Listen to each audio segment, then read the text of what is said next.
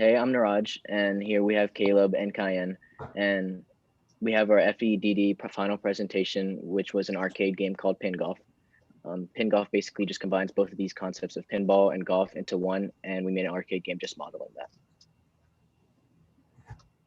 that. Just an overview of how the game works. We have four different mechanics: a spring, which is used to propel the ball into the game; a motor, which is used to spin the fan as an obstacle; gravity, which is used as one of the holes in order to score a point, which is just a divot into one of the holes; and magnetism, which is just one of the ways in order to score a point as well, which is where we put a magnet around the hole for the ball to get sucked in. Basically how the spring works, as you can see in the figure to the right.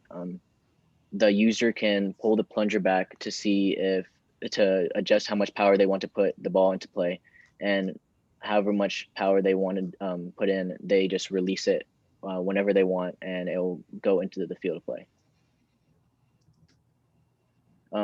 Basically, our design process for all of this is we wanted to just see what the objectives are for the game and just to see like how to make the game fun.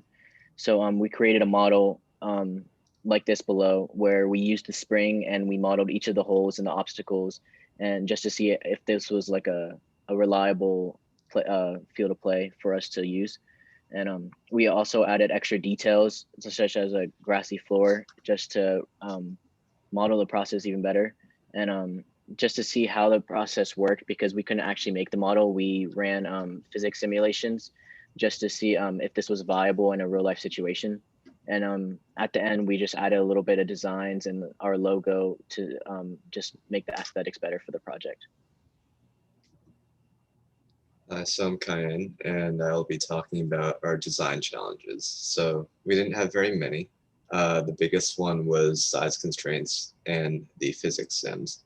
So as we know, we had to keep our project within 3x3x4 constraints, which in the model is easy. But when we tried to do physics simulations on that model at a certain size, it was very finicky. And Blender's physics engine is great, but it's also bad at like really small sizes. So the way we dealt with these problems is on the next slide. So all we did was when we rendered the model itself, we would put it to the size it's supposed to be.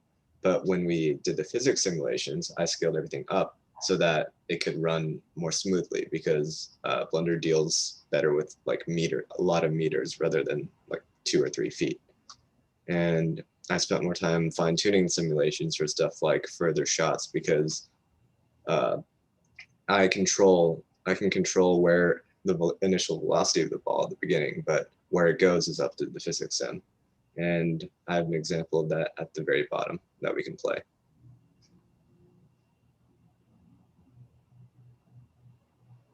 So yeah, that is the challenges and how they were addressed.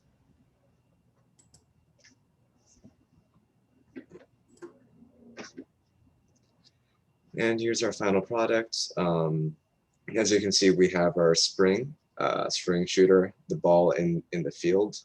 We have our obstacles, which are like the windmill, the hills on the grass. And we also see the collection ramp on the right side, which is used after the ball falls down. And any balls that fall down, according to our rules, get recollected and can be put back into play. We have all the parts necessary for the game to function. We have our decals and we have the rules on the front. And we also have another short video that we can play to show how the game works.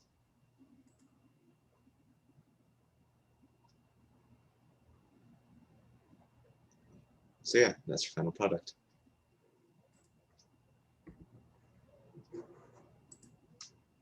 And I'm Caleb. So in the FED competition, we fared fairly well. We did get an honorable mention, a top five finish against the like 20 plus teams that we went against. So yeah, the judges did like our model. We showed them the video that we showed you all a few seconds ago, and they really enjoyed that.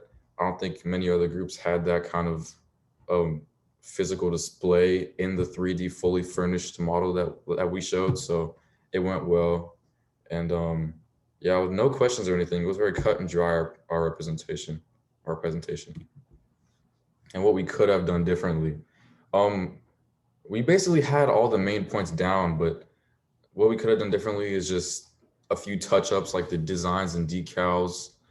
We could have added like a little scoreboard or just something to more clearly demonstrate the score system, and maybe a little more obstacles. But all that, that's just something that, because like the Fed projects is just a conceptual idea. Of course, we couldn't make it into a 3D model like we would have if it was in person, but all these like extra details is really all we could have done differently. I think we did everything very well. And advice for all you future Fed participants. Number one, have fun, of course. Enjoy yourself. Don't do anything that you feel like is a burden. Try to enjoy what you're making, because if you want to be an engineer, you have to enjoy that. That's a big part of the job. And be confident in what you're doing. Don't be shy. Say all your ideas. Not every idea is a good idea, but every idea needs to be said because it could lead to something better. And just test everything. Be very particular and don't slack off. That's another big thing. Slacking off, because you want a good product. You want an honorable mention or better like us. You got to put some work in. So yeah, that's about it. Here are the references. So thank you.